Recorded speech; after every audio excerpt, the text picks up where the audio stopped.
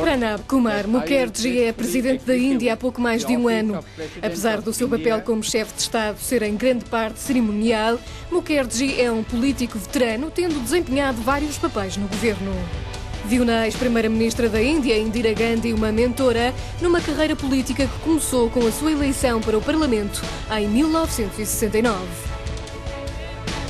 A Euronews foi ao Palácio Presidencial, em Nova Delhi, para se encontrar com Mukherjee na véspera da sua viagem para Bruxelas, onde vai participar no Festival da Índia na Bélgica, um evento de 4 meses organizado para elevar o perfil cultural indiano na Europa.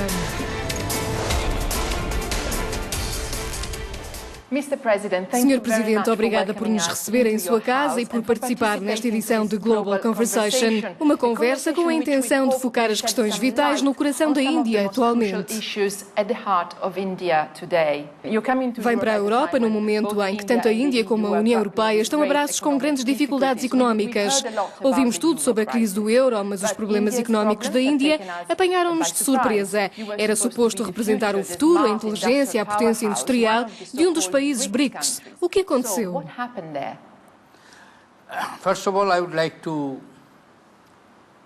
Primeiro, gostaria de expressar a minha opinião sobre o assunto. Estou plenamente ciente disso, porque estava envolvido quando a crise começou.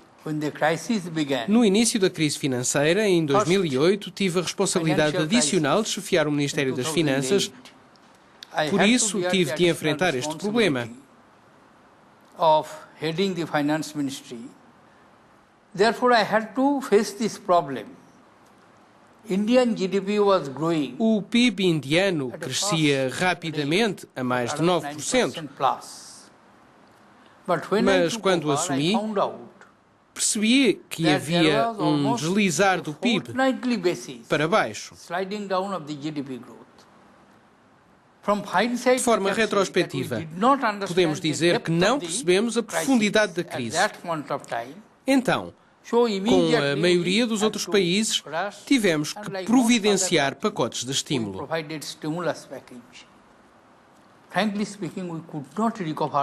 Honestamente, não conseguíamos recuperar desse choque.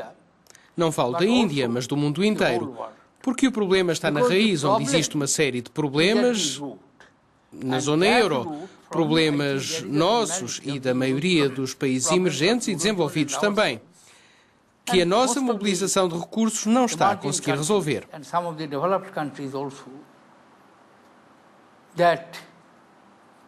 Our borrowing is not matching our mobilization of the resources. São precisas reformas radicais. Muitos dos países europeus fizeram-nas, assumiram um risco. Eu admiro-os. Acredita que a Índia vai fazer o mesmo? A Índia já começou a fazê-lo. Mas há mais necessidade de reformas. Porque voltando a esse ponto, devemos ter em mente o tamanho da população indiana e o nível de desenvolvimento desigual. Na maioria dos países avançados, o setor empresarial é altamente desenvolvido. Mas na Índia não nos podemos dar ao luxo de ter esse modelo. Porque é preciso alimentar mais de 1.200 milhões de pessoas. Terei de enfatizar a agricultura e o desenvolvimento das áreas rurais da Índia.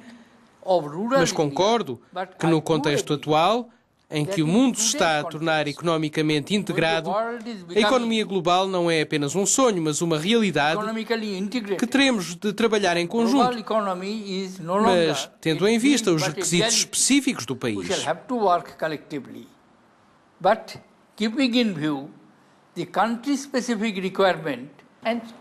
Falando de cooperação, a União Europeia e a Índia são parceiros estratégicos. Há um acordo de livre comércio e investimento em cima da mesa desde 2007. Se concluído, teria um impacto positivo na vida de mais de 1,8 mil milhões de pessoas. Como podemos dar início a este pacto crucial?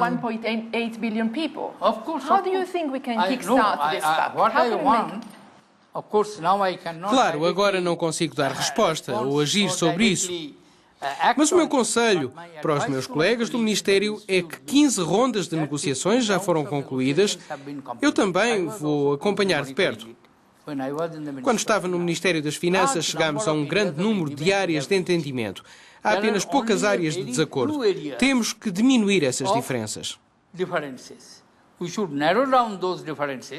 São áreas que ainda têm de resolver, por exemplo, a quantidade de burocracia que existe na Índia.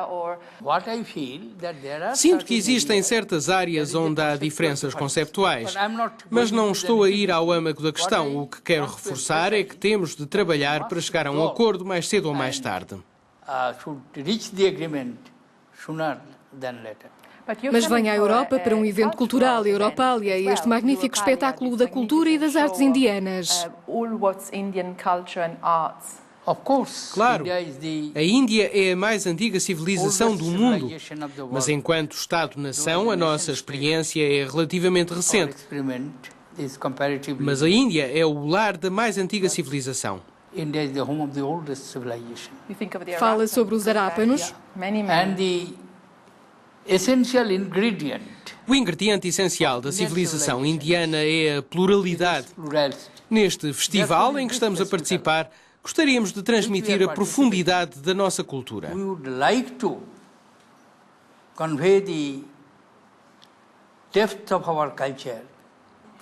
Temos ouvido muita coisa nos últimos 12 meses sobre outra questão, a violência contra as mulheres na Índia.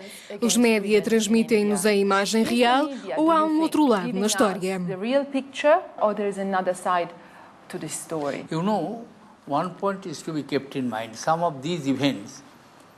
Há que ter um aspecto em consideração. Alguns destes acontecimentos são preocupantes, como o incidente em dezembro do ano passado, que descrevi como tendo sacudido a consciência nacional. Mas esta exposição nos média é porque as mulheres indianas são normalmente tímidas, especialmente as mulheres rurais, e não denunciam este tipo de acontecimentos.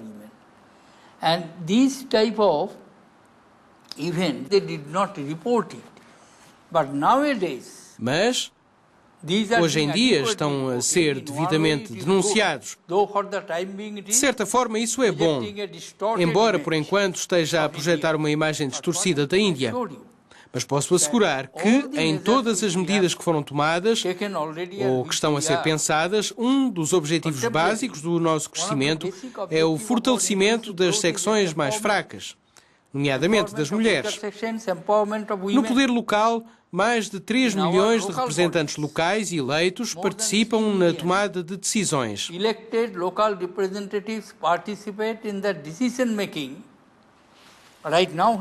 Neste momento, mais de 1,2 milhões de mulheres são chefes destes órgãos locais. Estão a exercer a sua autoridade. A ideia é que se deve dar às mulheres mais influência, mais educação, e os homens também devem ser reeducados.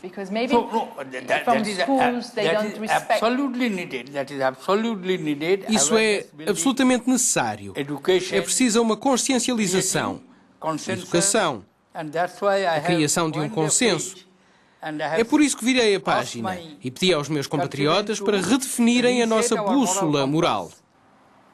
Depois de uma década de relativa calma, assistimos a um aumento da violência na linha de controle com o Paquistão. Sabemos que é um assunto de primeira página. Acredita que vai haver paz entre o Paquistão e a Índia durante a sua vida?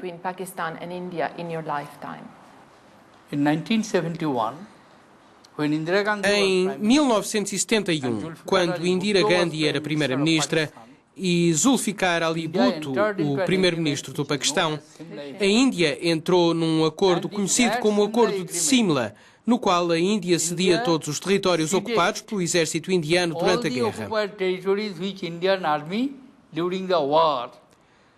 Na nossa política externa não temos nenhuma ambição territorial ou qualquer ambição de exportar a nossa ideologia para qualquer país, nem temos nenhum interesse comercial. Porque quando era Ministro dos Negócios Estrangeiros, costumava dizer: posso mudar os meus amigos se quiser, mas não posso mudar os meus vizinhos. Vou ter que aceitar o vizinho, quer goste dele ou não. Cabe a mim decidir se vou viver com o meu vizinho em tensão ou em paz. Optou-se pela paz. Mas um ponto deve ser entendido. Nenhum país pode comprometer a sua integridade territorial. Isso não é possível. A segunda coisa é o terrorismo. Atividades terroristas devem ser controladas. E o terrorismo patrocinado pelo Estado não é aceitável. A Índia diz que se trata de terrorismo patrocinado pelo Estado, mas é claro que o Paquistão diz o contrário. Pode não ser, podem ser os atores não estatais, a expressão que eles usam. Eu respondo dizendo que esses atores não estatais não caem do céu. Vêm do território que eles controlam. A Índia vai votar na próxima primavera, as grandes eleições gerais aproximam-se. Sei que não pode falar sobre política partidária na sua posição atual, mas é um político sénior. Pode dizer brevemente quais são as questões-chave que vão ganhar ou perder as eleições? What do you think are the key issues that are going to win or lose the elections? Desenvolvimento económico, crescimento, manutenção da lei e da ordem, proteção da segurança interna e proteção externa. O eleitorado indiano está plenamente consciente da sua responsabilidade e estou confiante que vai exercer o seu direito conscientemente.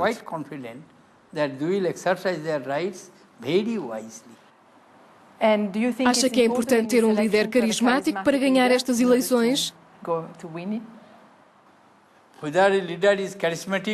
Se um líder é carismático ou não, vai depender da capacidade de ganhar votos, porque o carisma é avaliado por eles. Lançámos um pedido aos nossos utilizadores da internet para que lhe colocassem uma questão. Gostaria de lhe fazer uma pergunta vinda de um jovem indiano. O nome dele é Tanmay Kumar, é um estudante de economia e vive em Delhi. Pergunta-lhe, a forma de fazer política na Índia mudou ao longo do tempo? Has the way politics was done in India changed over time?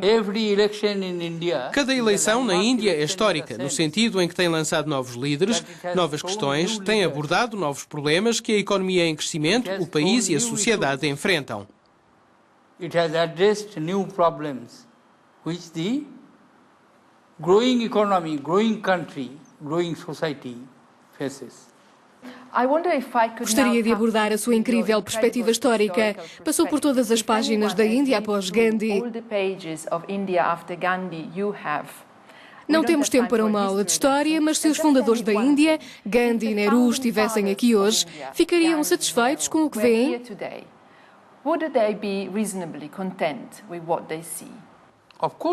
Claro, porque quando nos tornamos independentes não houve união. There was disunity. Quando a Índia se tornou independente, quase não conseguíamos fabricar. Mas a produção que temos desenvolvido ao longo dos anos é substancial. A taxa de alfabetização era de menos de 1/3 e agora é de mais de 3/4. Estas são as áreas onde os fundadores certamente se sentiriam satisfeitos, mas ao mesmo tempo insatisfeitos, porque temos de atingir objetivos muito maiores. Tem algum arrependimento?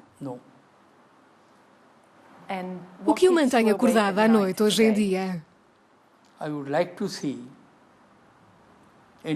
Gostaria de ver a Índia ocupar o seu lugar de direito na comunidade das nações como um dos países desenvolvidos mais prósperos que protege os direitos humanos, o que inclui o desenvolvimento de todos e de cada um,